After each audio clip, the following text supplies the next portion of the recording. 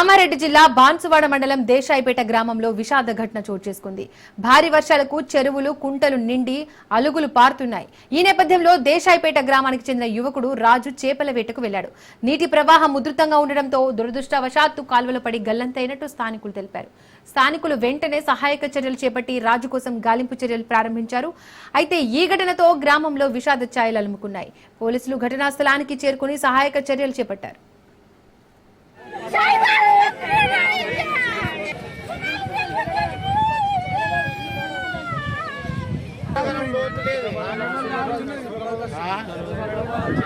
ఈ పాగల్ ముండ కొడుకులు పెద్ద పైపులు వేసి బ్రిడ్జ్ కడతారు. ఆటి మొరం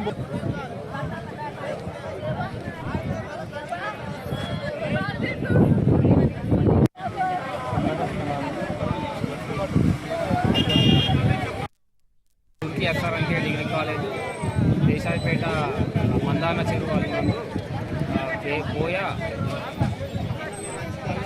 రాజు అనే అతను సన్న బాలబోయి వయసు 28 సంవత్సరాలు ప్లేస్ క్యాస్ట్ అతను ఉదయం అందాజ 10 గంటలకు ఇక్కడ చేపలు పట్టడానికి మందాన చెరువు వద్దకు వచ్చి తప్పిపోయినాడు. అతని గాలింపు కోసం గాలింపు చేయడం తుర్కీ ఎస్ఆర్ఎన్కే డిగ్రీ కాలేజ్